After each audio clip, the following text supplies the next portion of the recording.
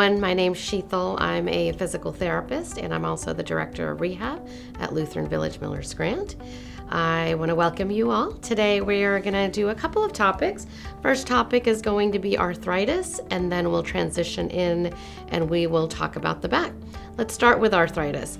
Today we're going to talk about the categories, the symptoms, and the treatment of arthritis. So let's start with the categories.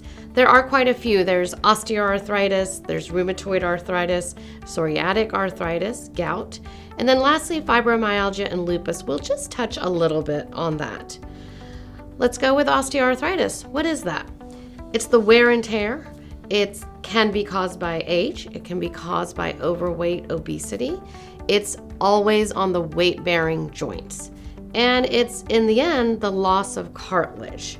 What is that? So if you take a look at this photo, right, you've got two bones. You've got your thigh bone, your femur, you've got your leg bone, your tibia, and what's in between it? You have your joint. You have a weight-bearing joint. And parts of that joint, you have the meniscus, you have your normal joint space, and you have cartilage, articular cartilage.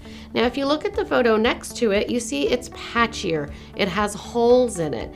And that's what osteoarthritis is doing to us. It takes away that cushioning that we have in our weight-bearing joints, and hence we get pain. Next one up is rheumatoid arthritis. Rheumatoid arthritis is an autoimmune disease. It is chronic inflammation that leads to joint damage. It's inflammatory chemicals that trigger our immune system. And that's actually how it's diagnosed as well by the physicians. Now, there's a photo that you'll see up. It's of a hand and a joint in the finger. And this is what you're seeing a lot of the rheumatoid arthritis. Your hand is curving out away from the body, what we say laterally. And that's very indicative of rheumatoid arthritis. On the joints, the weight bearing, the larger joints, osteoarthritis, you won't normally see that. All right, psoriatic arthritis, also inflammatory. However, this is inflammation can be of the skin and of course the joints as well. 10 to 30% of people with psoriasis can get this type of arthritis, and you'll also see swelling of the fingers and of the toes. Next one up is gout, and gout is the buildup of uric acid crystals. This is where your kidneys are unable to process that acid that's present in your body. And what are some of the triggers of gout? Drugs, stress, drinking, and other types of illnesses. Basically, any illness that's causing stress to our body can reinitiate gout inside of your body. Fibromyalgia and lupus, we'll just touch a little bit on this because it's not truly arthritis. It's more of just an autoimmune disease, but it's listed in the categories. So just be aware of that sometimes your physician, especially your primary care, may initially treat you with the drugs of fibromyalgia or lupus as with arthritis. All right. We're going to go back to osteoarthritis, and we're going to say the symptoms of osteoarthritis. What are you feeling when you have osteoarthritis? When you go to your physician, what is it you're going to complain of? Pain.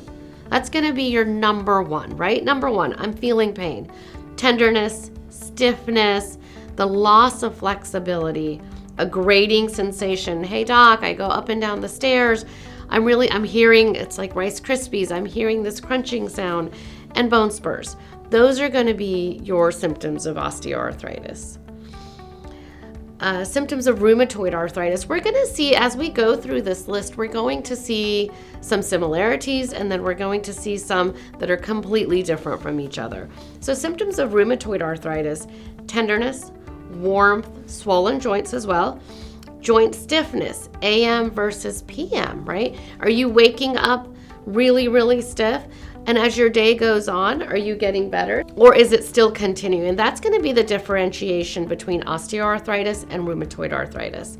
Fatigue, fever, loss of appetite, and it's usually same joints on both sides of the body. So let's think back, right? We had osteoarthritis. Hey doc, my knee hurts. Usually it's just your right knee or just your left knee. In the case of rheumatoid arthritis, it's both sides. It's both my elbows or my wrists or both my fingers on each hand. Symptoms of psoriatic arthritis. Remember, we're thinking more of an autoimmune disease, right? So red patches with silver scales, swollen fingers, toes, more like sausage-like. Not whereas in osteoarthritis, you have just a generalized swollen joint. Foot pain, a lot of Achilles tendonitis, plantar fasciitis, and low back pain. Symptoms of gout. You have tenderness, warm joints. That's sort of this underlying feature of all types of arthritis. You're going to feel that intense joint pain. Gout is something that it's not just, I'm a little sore this morning. It's, I can't get out of bed. I can't move. It's really painful. You have redness in joints, sudden, severe attacks of pain. So it's not something that you're going to have the whole year of 2024. It's more, it happens, you get your medications, it goes away, and then it could come back and attack again. Lastly up, symptoms of fibromyalgia and lupus. Again, remember what I said, it's not a true arthritis, however, it's listed under the category, so we're just gonna touch base on it. It's usually a chronic pain in joints.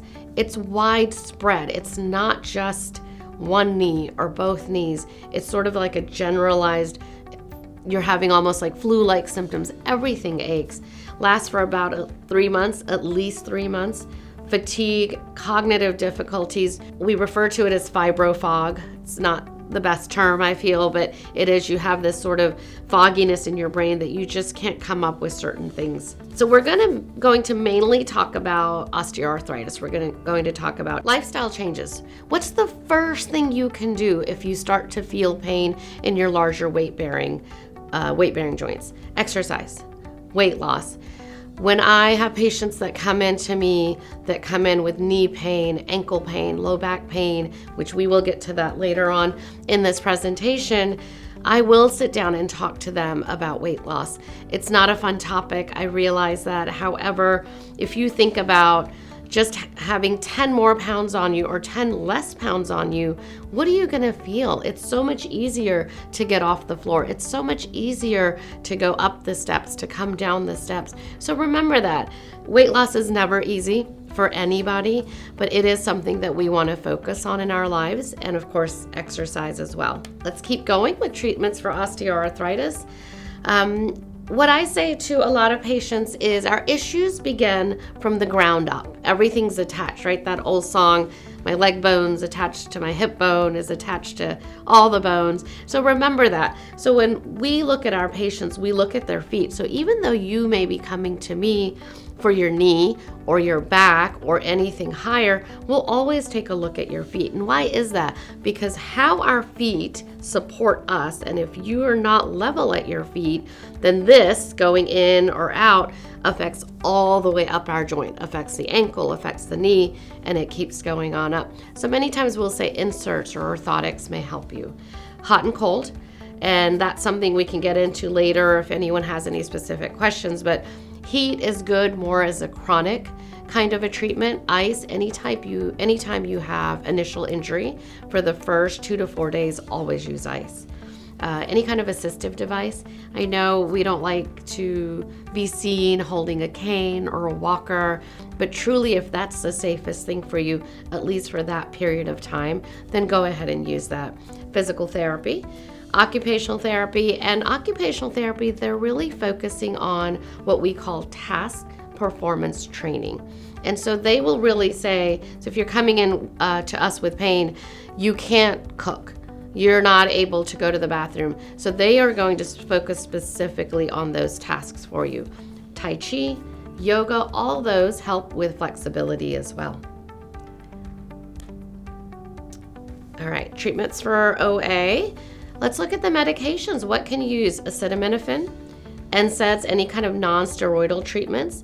Capsaicin, which is a medication that uses peppers as their base, and other kinds of ointments. You have heard of BioFreeze, Icy Hot, any one of those will work. Now, do remember that anytime you take medications, you do want to be careful. You do need to speak with your primary care physicians. Some people are not able to take Advil, acetaminophen, ibuprofen, because of bleeding disorders, or they might be on a blood thinner. So always discuss that with your primary care physician. So we get down to the not so easy, right? Not just exercise, not weight loss, not using over-the-counter medications, but let's talk about procedures and surgeries. First off, gel shots.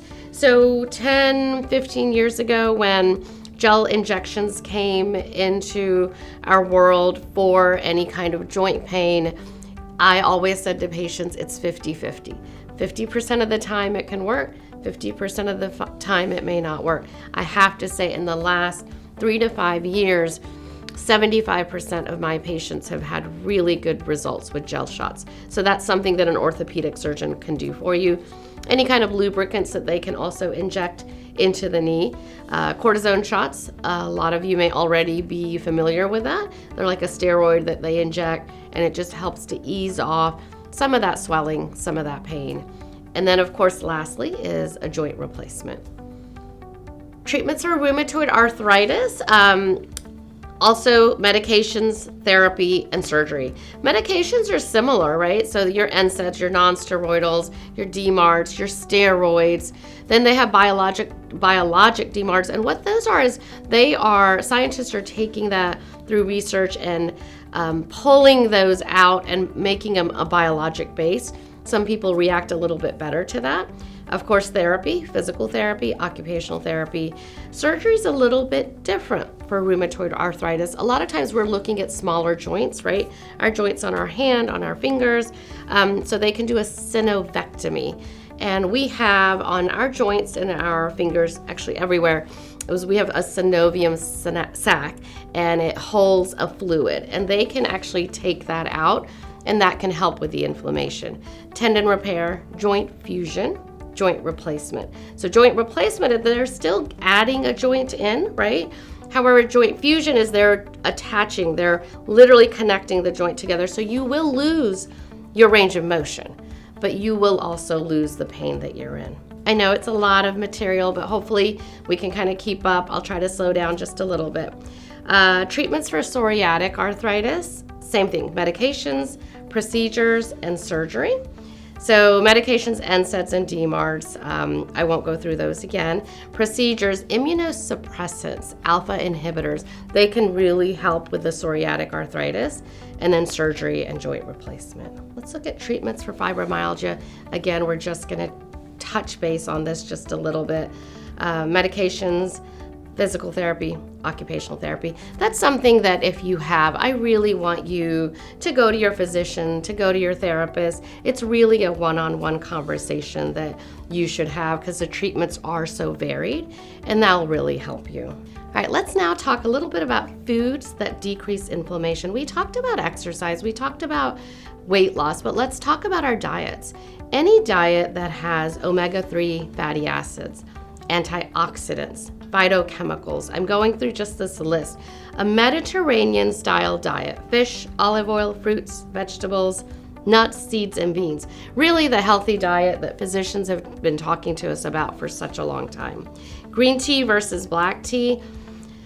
2015, there was a study that said green tea was so much better than black tea. Since then, there have been varied studies and they're even. So drink some tea versus coffee. High fiber protein, specifically for rheumatoid arthritis. And then Brussels sprouts, cabbage, and broccoli are really, really good for you. Antioxidants, phytochemical wise.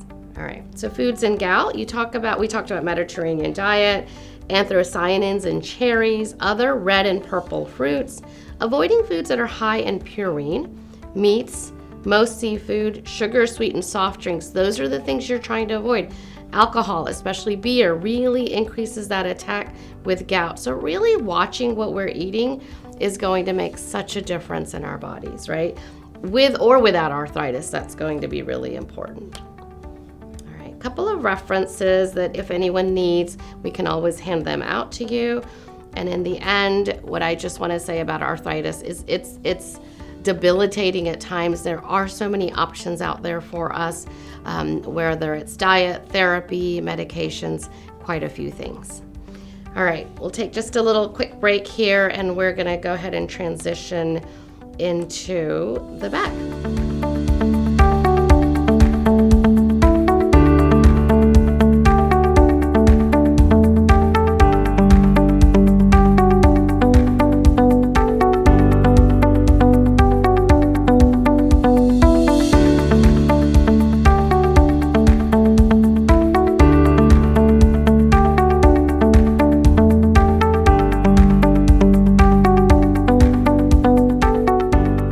Transition into the back, the what, the why, and the pain management.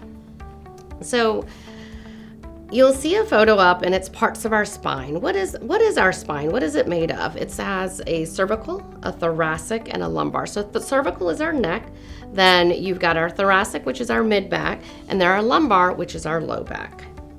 What are the functions of our spine? What's it there to do? It's holding you upright.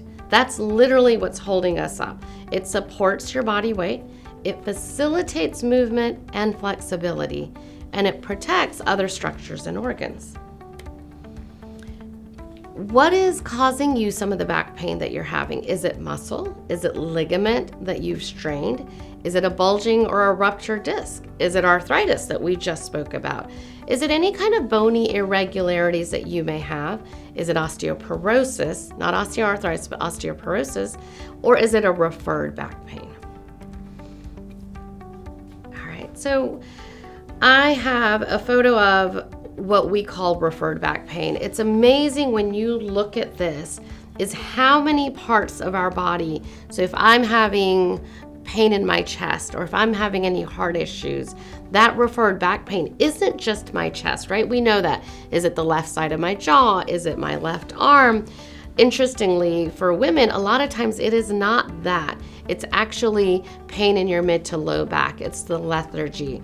If I have pain in my kidneys, is it right in my kidneys? A lot of times it's not. It's my low back. So when you see your primary care physician or your specialist, or you come to see a physical therapist and you say low back pain, our evaluation has to be quite thorough, because is it really your low back that's causing you pain? Is it some other medical issue that might be causing you pain? We're going to talk a little bit, you know what, let me go back for just a second. I really want to emphasize that whole referred pain. So don't always think, oh, my back hurts, it's just my back, let me pop a pill, it's going to go away. Just make sure that you seek out that professional type of help that they can say, is it really your back pain? Because from now we are, for this presentation's sake, we're really going to talk about the rehab portion for the back pain. So I touched on it just a second ago. The physical therapist is going to evaluate your back and your pain. We're going to create a treatment plan. We want to address the pain and the stiffness cycle. And what do I mean by that? So let's say you come to me and you say, hey, Sheetal, I've been having pain in my back and now I can't move. I try to turn in my car or my bed. I'm just not able to, and I'm having pain. But what came first? Is it your pain or is it the stiffness? Because the pain prevents you from moving, so you have stiffness. Or I have stiffness and now I have pain because I'm not moving. So it's that old age chicken and the egg question. It really doesn't matter, right, to us. Is the stiffness or the pain? Regardless, you're in pain and you're not able to do what you want. So that's going to be part of the treatment plan we create. We want to increase your range of motion. We want to decrease the muscle spasms and the tightness. And what do we want to do? We want to decrease your pain because we want to get you back to function. So let's talk about some of the rehab, some of the actual exercises and stretches that you can do. The first one that we will show and I will demonstrate to you is your lumbar stretch, right? So you're going to be lying down. When you're lying down, what we call is you're going to just slightly arch your back and then slightly push it right back into the mat. It's almost like you're smushing something. Sometimes we'll say if someone were to put their hand underneath your low back, then you're just smushing their hand. Some people call it smush the bug. If there were a bug underneath you, you're just smushing that bug. So that's the first one, very gentle. Again, should not cause any pain. The next one is also lying down. You'll lie down on your sofa, the floor, or your bed, and it's called single knee to chest. You're just pulling one knee towards your chest, you're holding it, and then you're releasing it. Then you do the same thing with the other knee. You're bringing it towards your chest, you're holding it, and then you're releasing it. Normally anywhere from 5 to 10 reps on each side will do you perfectly. And then we'll talk about one more, and that's seated, and it's just your seated arch and slump. So you're seated anywhere on the edge of a chair, on the edge of a bed, and you're just gently arching your back, and then you're slumping your back. Now remember that if I'm arching my back, I'm arching to here, and that's painful, then don't arch to there. So let's take that again, arch it, but before that point of pain, and then you're going to slump it. Those are just very simple stretches. Remember, you can do anywhere for 5 to 10 reps, and you're going to hold them for about 3 counts each. I'm gonna take a pause for a minute because I wanna show you a few exercises that can help with your back pain. Now remember, I'm showing you some of these exercises. You may have questions on it, but they're very simple, they're very basic.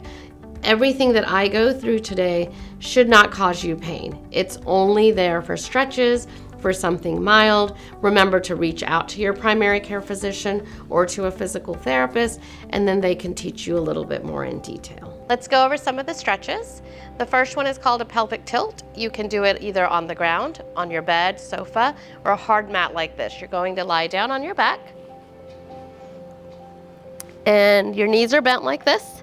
And all you're doing is you're going to arch your back as you're lying down, and then you're just squishing that hand that's underneath and just tilting your pelvis back. And then relax. You'll arch again, and then tilt it back again, and hold. We'll hold for 3 counts, and then you'll relax. I'll do one more for you. You're gonna arch, and then gently tilt that back, and hold. Hold for 3, and then you're going to relax. You're gonna do 5 to 10 counts, 1 set, and hold each for about 3 seconds. The next one is just your knee to chest. So you're gonna bring the knee, you're gonna pull it towards you. You're grabbing the back of your thigh, not the front of your leg. You're gonna hold, and then you'll let it down. You'll alternate and do the other leg. Hold for 3, and let it down. I'll show you one more. You're gonna bring it up. You're gonna hold, and then let it down. And again, on this side, you're gonna pull and hold, and then you'll relax. You'll do that alternating 10 on each side. Now the last one we'll do sitting up in the chair. I'm just gonna pull the chair over. Okay, so this is the last one I'll show you today. And this one is the seated slump and arch. Sometimes you may not be able to get into that position on the mat or the bed. So you're gonna sit at the edge of your chair, feet are flat on the ground. You're going to arch your back like this, and then you're just going to slump like this. We'll repeat it. You'll arch, hold, and then you'll slump, and you'll hold again. Let's do one more. You're going to arch, hold. Now remember, if you have pain here, don't arch it as much. Let it go just a little bit, and then you'll slump. And relax. And this you'll do the same just as the others. You'll do 10, hold each for 3 counts, and then you'll relax in between. And that's it for the stretches. Hopefully this helped you out with your simple exercises, with the basic information about arthritis and back. If you have any questions, just let us know. Thank you so much.